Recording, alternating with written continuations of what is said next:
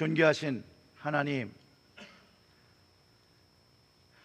말씀 듣기 위하여 이 자리에 우리의 모든 신경과 촉각과 영을 집중합니다. 성령님, 이 시간 말씀하여 주시옵소서. 나에게 가장 필요한 말씀, 성령님 보시기에 내가 변화되어져야 되고 성숙해져야 되고 회개해야 되는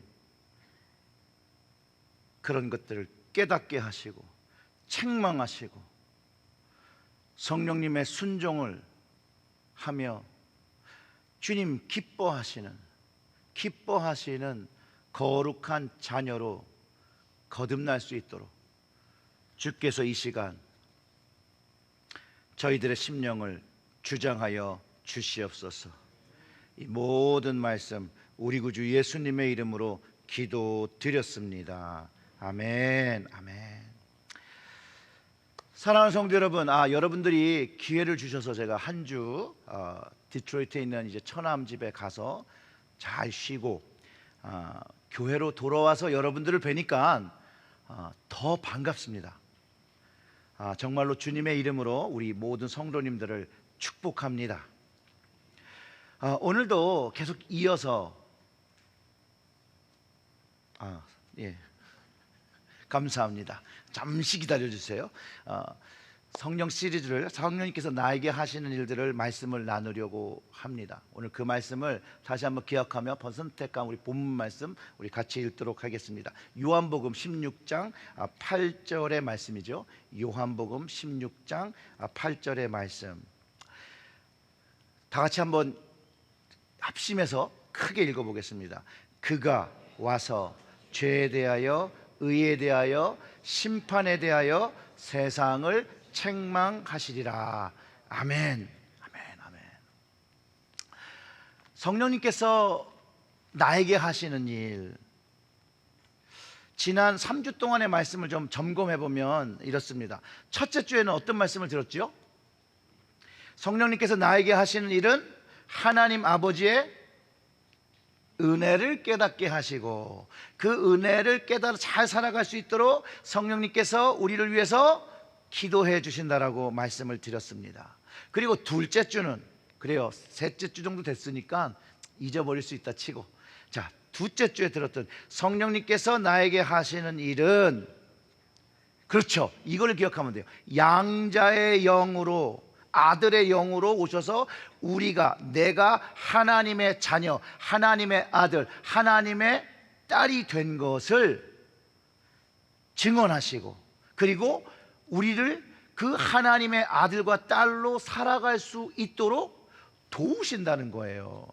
좋습니다. 자, 그럼 셋째 주, 지난주니까 분명히 다 기억하실 거예요. 그렇죠? 굉장히 믿음이 없으시네. 자, 셋째 주에, 지난주에 들었던 성령님께서 나에게 하시는 말씀은 뭐였어요? 말씀하신다는 거예요. 아멘. 그거예요.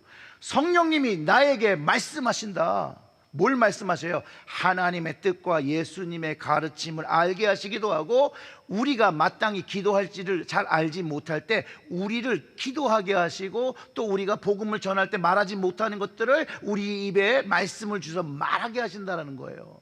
성령님은 말하게 하시고 또 우리를 말하게 하신다는 거예요. 그리고 바로 오늘 네 번째 시간이 바로 성령님께서 나에게 하시는 일.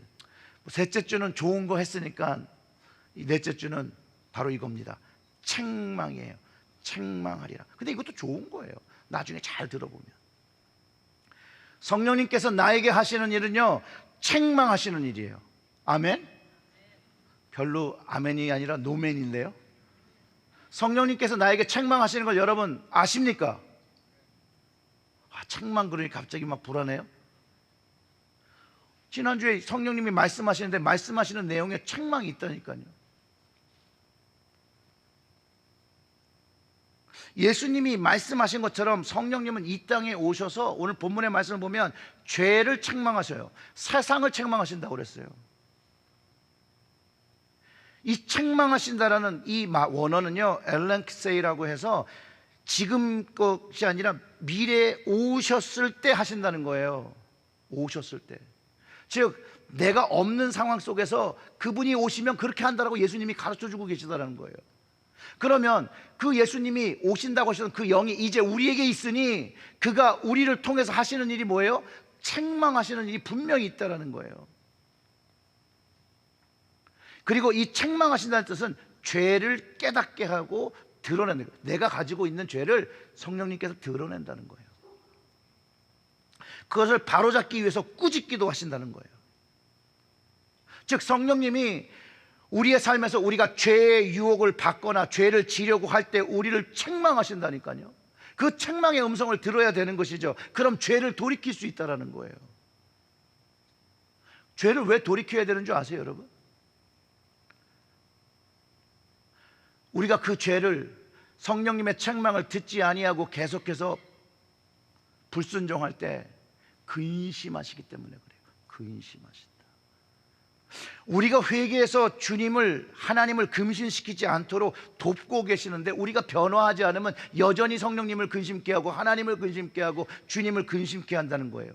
그러니 이 성령님의 책망의 말씀을 들어야 될까요? 안 들어야 될까요? 들어야 한다는 거예요. 그 책망을 들을 때 우리는 우리의 삶을 바꾸고 우리의 삶이 하나님의 근심에서 하나님을 기쁘게 하는 삶으로 바뀐다라는 거예요. 에베소 4장 30절의 말씀에 이런 말씀이 있습니다. 우리 다 같이 읽어볼까요? 하나님의 성령을 근심하게 하지 말라. 그 안에 너희가 구원의 날까지 인치심을 받았느니라. 여러분, 이 성경 구절을 통해서 우리가 분명하게 알 수 있는 건 내가 성령님을 근심하게 할 수 있다는 겁니까? 없다는 겁니까? 있다는 거예요. 내가 성령님을 근심하게 하는 존재라는 거예요. 근데 이렇게 말씀하신 이유가 뭐예요? 성령님의 책망의 말씀을 들어야 한다는 거죠. 근데 돌이키지 않고 살면 거룩한 자녀로, 천국의 자녀로 살아야 되는데 세상 삶에 빠져 살면, 그러면서 성령님이 책망하며 돌이키라는 말씀을 계속 주는데 끝까지 돌이키지 아니하면 그건 뭐예요? 성령님을 근심시킨다는 거예요. 그리고 금방 말씀드렸던 것처럼 성령님이 근심하신다는 그 말 자체 안에 담긴 말은 삼위일체가 되신 하나님을 근심케 하는 거예요. 아버지 하나님을 근심케 하는 것뿐만 아니라 예수 그리스도, 우리를 구원하신 그분을 근심케 하고 있다는 거예요. 그러니 우리는 성령님의 책망의 말씀, 그것을 들어야 되는 것이고, 그리고 그것을 우리의 삶에서 끊어냄으로 인해서 하나님이 나를 보며 근심하시는 요소들을 우리의 삶에서 근절해야 된다는 거예요. 바꿔야 한다는 거예요. 언제요? 우리가 성령님의 책망을 듣고 순종할 때. 정말 내가 오늘 성령님의 책망을 내가 정말 내 마음속에, 내 영에 들리고, 그리고 그것에 순종하면 여러분, 우리의 기도가 바뀝니다. 기도가 바뀌어요. 이렇게 기도가 바뀌어요. 성령님, 오늘 내가 하나님을 근심케 하는 죄가 무엇인지 책망하여 주시고, 내가 그것을 깨달아 이제 하나님을 근심치 않게 하고 아버지를 근심치 않게 하고 하나님을 기쁘게 하는 변화를 가지게 해주세요. 제 힘으로 되지 않아요. 그러니 성령님이 도와주세요. 그러니 제 삶 속에서 깨닫게 해주세요. 어떤 것이 하나님을 근심케 하고 어떤 것이 하나님을 기쁘게 하는 것인지 알려주세요. 그리고 거듭난 삶으로 살게요. 하나님 기뻐하시는, 주님 기뻐하시는, 성령님 기뻐하시는 삶 살게요. 이런 기도를 시작한다는 거예요. 근데 이렇게 생각해 보세요. 정말로 이런 마음을 갖고 기도하는데 성령님이 기뻐하지 않으시겠습니까? 성령님이 기뻐하시는데 왜 도와주지 않으시겠어요? 선한 것으로, 영적인 것으로, 거룩한 것으로 변하려고 성령님께 기도할 때 왜 성령님께서 역사하지 않으시겠어요? 그때 성령님의 음성이 우리에게 들리는 거예요. 우리가 죄에서 자유함을 경험하게 하고 죄에서 승리함을 경험할 수 있도록 도와주시기 시작하는 거예요. 그래서 많은 목사님들이 성령님을 회개의 영이라고 말하는 거 들어보신 적 있을 거예요. 그리고 기도하면서 회개의 영을 부어달라고 기도했던 그런 경험도 여러분들에게 다 있으실 거예요. 그 모든 이유가 성령님이 나에게 하시는 일이 바로 죄에 대해서 책망하시는 그 일을 지금도 하고 있고 오늘도 하고 있고 내일도 계속해서 우리에게 하실 거라는 거예요. 우리가 죄에 노출되어 있다면, 우리가 돌이키지 않고 살아간다면. 다시 오늘 본문의 말씀으로 돌아가면, 본문의 말씀이 죄와 세상에 대해 책망하리라, 이 말씀은요 잘 어울리고 금방 이해가 돼요. 그런데 의와 심판에 대해서도 책망한다는 말은 조금 부자연스럽게 보인다는 거예요. 그런데 이 의와 심판에 대한 이 책망을 하는 거에, 책망의 단어 속에 이런 의미가 담겨 있다는 거예요. 의와 심판이 무엇인지를 알려주시는 거예요. 드러내시는 거예요. 정말 의가 뭔지를 알려주는 거예요. 내가 생각하는 의가 아니라 하나님의 의가 무엇인지를 알려주는 거예요. 그리고 그 의를 쫓으라는 것이죠. 그리고 우리가 모두 페이싱하고 있는, 앞에 놓고 있는 심판이 무엇인지를 알려주고 계시다라는 거예요. 그것을 깨달아서 바뀌라는 거죠. 하나님이 기뻐하시는 모습으로. 여기 보면요, 성령님의 책망의 의도는 너무나도 분명해요. 그리고 그 말을 이해하기 시작하면 그 의도가 점점 이해되는 거죠. 의와 심판의 사실을 드러내어 바로잡을 수 있는 기회를 주시는 거예요. 내가 알고 살았던 그 의가 더 이상 의가 아닌 거죠. 그건 내 자기 의였죠. 하나님의 의를 가지고 살려겠다라는 그 마음을 가지게 되는 거예요.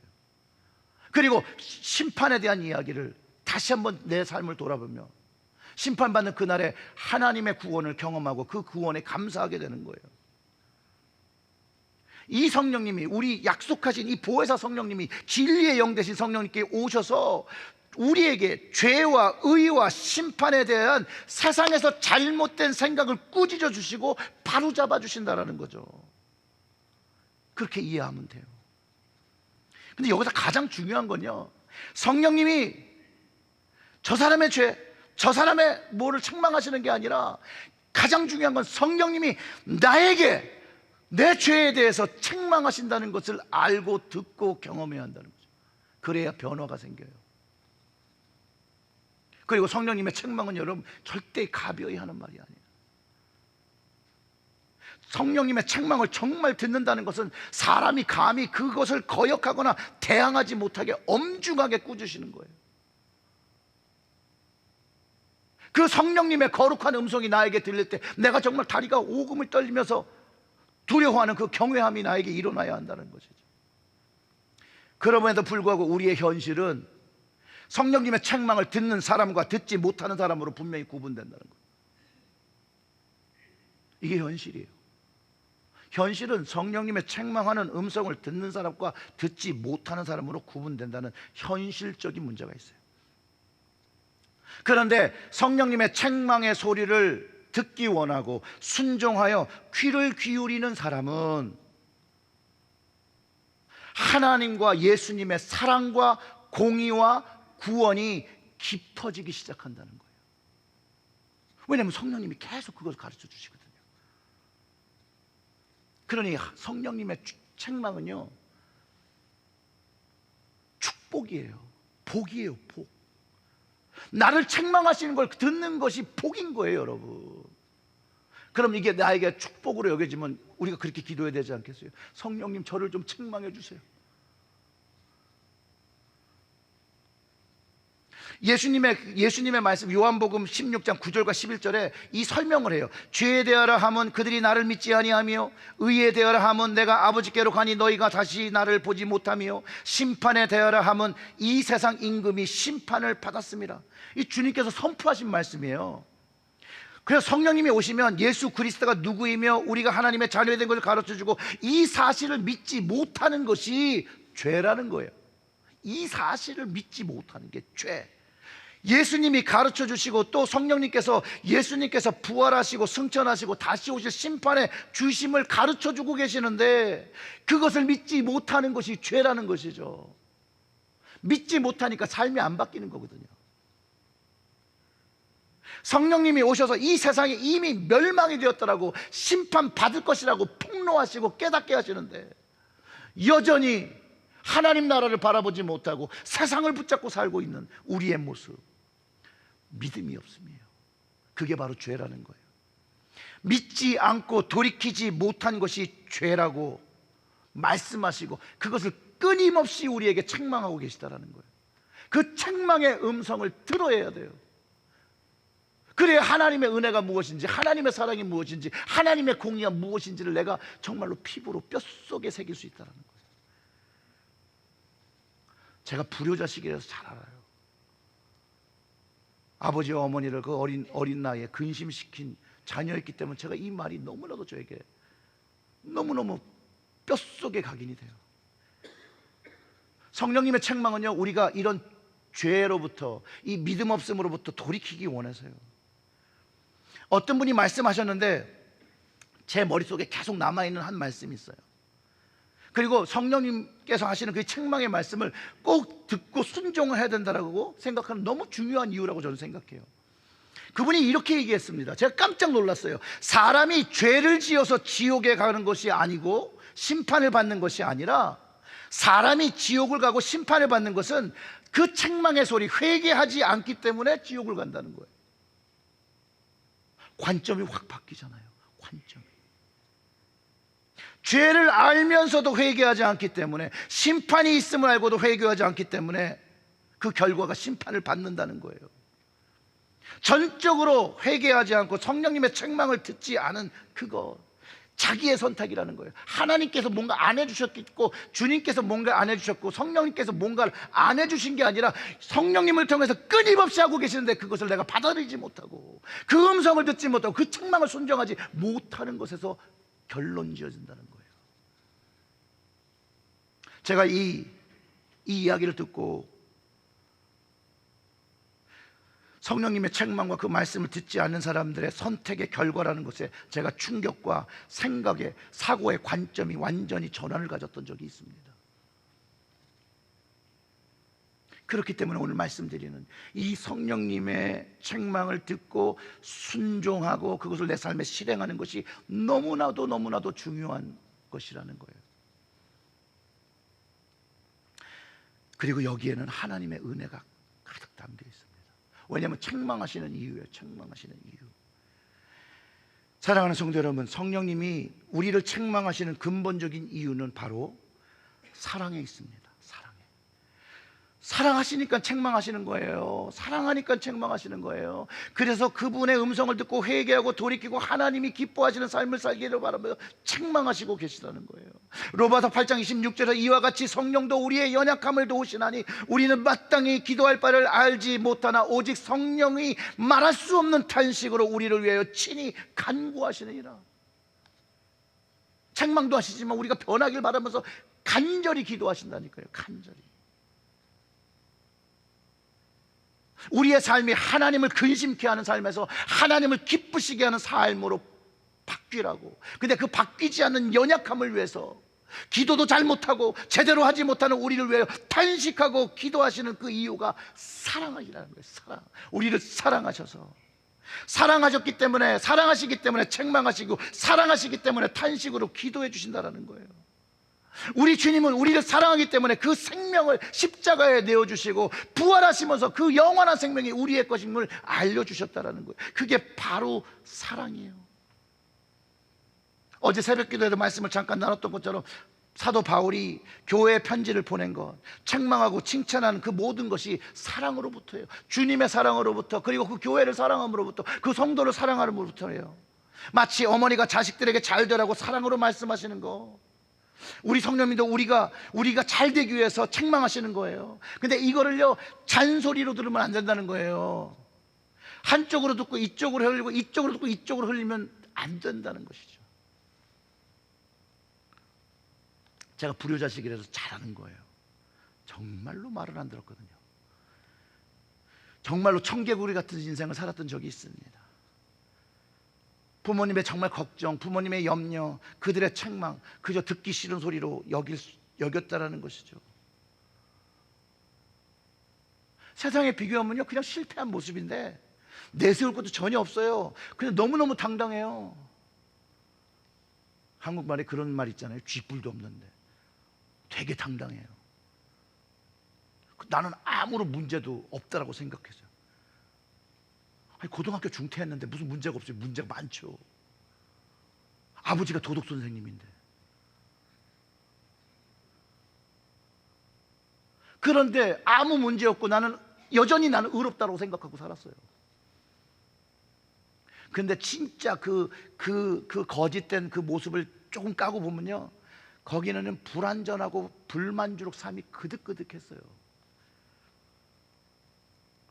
그 마음이요, 눈으로 막 나오는데요, 막 제 옛날 눈이요, 막 정말 레이저 같이 막 사람을 죽일 것 같은 그런 눈이 있었어요. 사진 보면 깜짝 놀라십니다. 숨겨놓고 안 보여줘요. 나도 가끔 보고 깜짝 놀라요. 아, 왜 이렇게 눈알이 이래? 이러면서. 너무나도 안 된 모습인데 저는 몰랐어요. 그리고 제가 나중에 부모님의 말씀을 잘 귀 기울여 듣지 않던 제 모습의 문제가 도대체 어디 있는가를 곰곰이 생각해 봤어요. 기도하면서 도대체 뭐가 문제였을까? 그랬더니 마음이 문제더라고요. 마음이 강팍한 마음이었어요. 완고한 마음이었고 교만한 마음이었으니 부모님이 그렇게 인생을 잘 오랫동안 사셨고 경험이 있는데 그 말씀을 안 들은 거예요. 그리고 내가 막 다 제일 잘난 줄 알았어요. 아, 지가 잘나봤자 17살도 안 되는데 뭘 알겠어요. 저만 그런 거죠?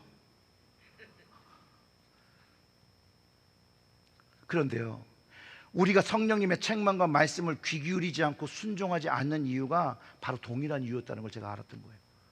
우리의 마음이 강팍하고 완고한 마음이 있을 때 우리는 성령님의 음성을 듣지 않아요. 성령님의 음성을 들어도 잔소리로 여겨요. 성령님의 그 음성을 거부해요. 불순종해요. 그래서 마음이 강팍하고 완고한 사람은요, 절대로 성령님의 인도하심을 받지 않는 거니까 받지 못하는 거예요. 여러분 이해가 되시죠? 마음이 완고해서 성령님의 인도하심을 안 받으니까 받지 못하게 되는 거예요. 성령님의 책망이 그분의 인도하심, 우리를 하나님이 기뻐하시는 삶으로 이끄시는 건데요, 그 말씀을 받을 수가, 마음에 받을 수가 없으니 삶의 변화가 전혀 일어나지 않는 거죠. 성숙과 그 승리의 기쁨을 맛보지 못하게 되는 거예요. 제가 진짜 불효자식이라서 제가 그걸 알아요. 제가 말씀드렸잖아요. 아버지가 도덕 선생님. 다른 자식들 다 잘 됐어요.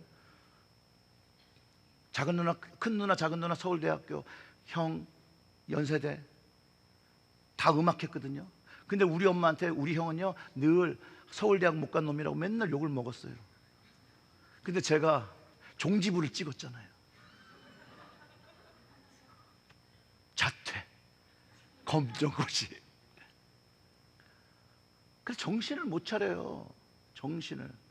우리 아버지가 얼마나 속상했는지 하루는 저를 막 두들겨 팼어요. 근데요, 이것도 등치가 커지니까 별로 아프지도 않아요. 막 맞다가 맞을 때 막 분하더라고요. 왜 날 때리지? 근데 때리다 우리 아버지가 이 자식은 때려도 안 된다라는 걸 했더니 갑자기 멈추지 막 우시더라고요. 막 우시더라고요. 막 우시더라고요. 제가 그 아버지의 울음을 듣고 변화해야겠다라는 생각을 하기 시작했어요. 제 이 말씀을 드릴 이유는요, 성령님이 나를 위해서 탄식하며 기도하는 그 음성을 우리가 다 들어야 돼요. 여러분, 성령님께서 나를 위하여 탄식하는 그 기도를 들으면요 안 바뀔 수가 없어요. 안 바뀌면 안 돼요. 그 간절하게 기도하신 성령님의 음성을 듣고 탄식하심으로 나를 위해서 기도하시는 그 음성을 들으면요 내 삶이 바뀐다는 거예요.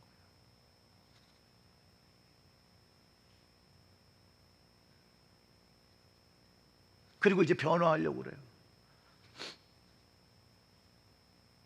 그리고 그 책망을 받아들입니다. 그러고 나면 주님의 사랑이 무엇인지를 깨닫기 시작하고, 주님의 공의가 무엇인지를 기억하고, 주님의 그 구원의 기쁨이 무엇인지를 알기 시작하며 살게 된다는 거예요. 성령님의 책망을 받지 않고 주님의 사랑과 공의와 구원을 거절한 채로 사는 것은 실제로 정말로 불안하고 답답하고 불만족스러운 삶을 살면서 불평이 입에서 떨어지지 않고 모든 문제가 나로부터 시작되고 있는데 다 남의 잘못이라고 블레임하면서 사는 인생이 돼요. 바로 이 삶이요, 여러분, 성령 하나님을 근심케 하면서 사는 삶이라는 거예요. 불순종의 삶이라는 거예요. 성령님이 정확하게 무엇이 죄이고 무엇이 의인 것을 책망하며 가르쳐 주는데 자꾸 거기다 내 기준을 드러내는 거예요. 내 의를 얘기하는 거예요. 하나님의 기준에 맞는 의를 가지라고 살라고 가르쳐 주시려 책망한다라는 거예요. 그 기준을 가지고 살 때, 순종하며 살 때 하나님의 의를 누리며 공의를 누리며 하나님의 은혜를 경험하며 사는 것이에요. 그때 우리는 만족과 평안과 기쁨을 경험하며 사는 것이에요. 성령님은 우리가 영적 만족으로 삶의 만족과 평안과 기쁨을 가지고 하나님의 자녀로, 하나님이 사랑하시는 자녀로 살기 원해요. 그 사랑을 누리며 살기를 원하세요. 그래서 오늘 사랑하는 성도 여러분, 예배를 통하여 오늘도 우리를 위하여 탄식하며 기도하시는 그 성령님이 계시다라는 것이에요. 그분의 음성을 들어야 되는 것이에요. 성령님께서 나를 위하여 기도하시는 음성을 듣고 책망을 듣고 이제 그분을 근심케 하는 것들을 모두 내려놓는 거예요. 성령님이 이제 그렇게 살지 않을게요. 그때 우리 성령님이 기뻐하지 않으시겠어요? 성령님이 기뻐하시는데 하나님 아버지가 기뻐하지 않으시겠어요? 우리 예수님이 기뻐하지 않으시겠어요?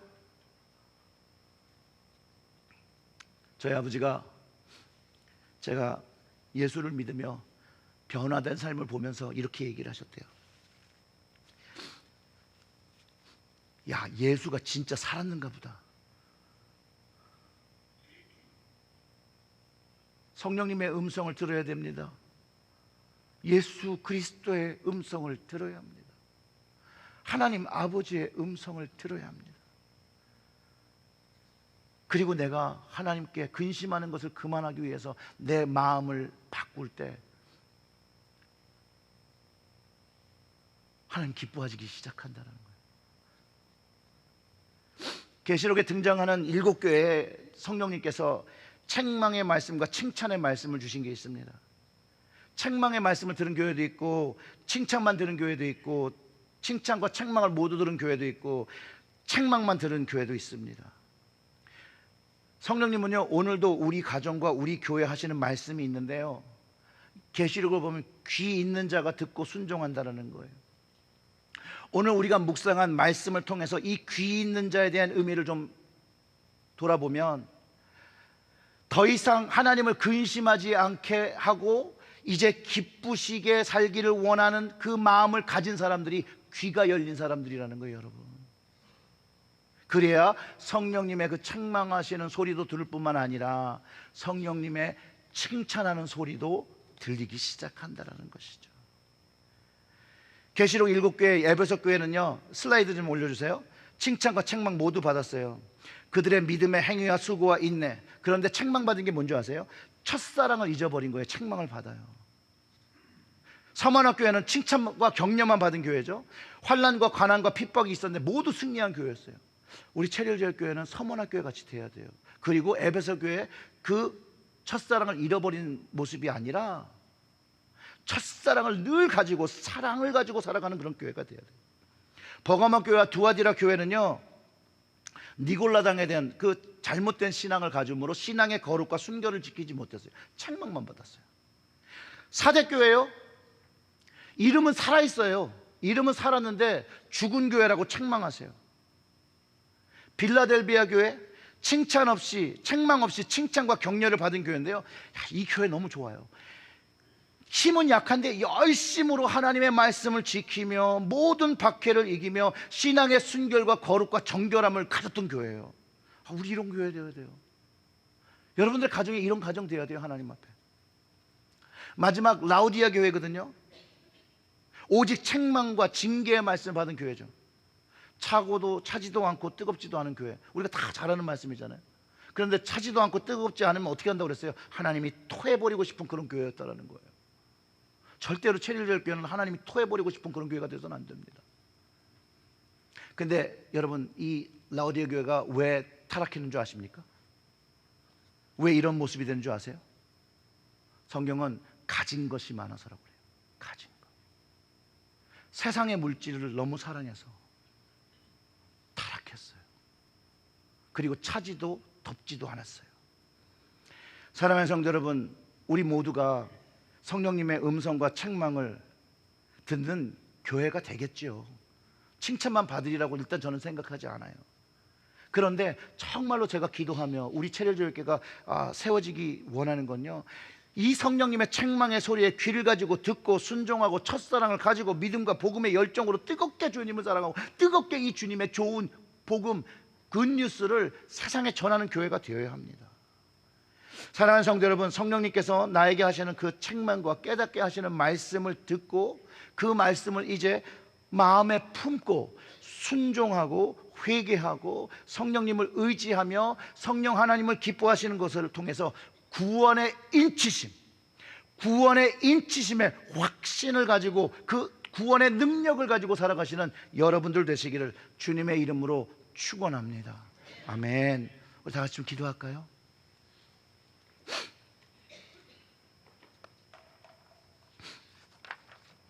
하나님, 오늘 이곳에 성령님의 말씀을 듣기 원하는 모든 그 심령에게 성령님께서 말씀하시고 말씀을 듣게 하시고 책망의 말씀으로 깨닫게 하셔서 죄와 의와 심판이 무엇인지를 가르쳐 주시옵소서. 그것을 통해서 하나님의 사랑이, 예수님의 사랑이 얼마나 깊으신 것, 그 사랑과 그 공의와 그 십자가의 승리를 깨닫고 그 사랑에 감동하는 저희들이 될 수 있도록 성령님 이 시간 모든 심령들을 만져주시옵소서. 그리고 말씀하셔 주시옵소서. 사랑한다 아들아, 사랑한다 딸아, 나는 내 이 모습이 좋지 않다 생각한다. 이거를 좀 고쳐줄래? 그럴 때 네 성령님, 제가 이거 고칠게. 주님을 검진케 하는 그 모든 것들을 고쳐내겠습니다. 그런데 도와주세요. 주님께서 도와주시고 성령님께서 도와주셔야 할 수 있습니다.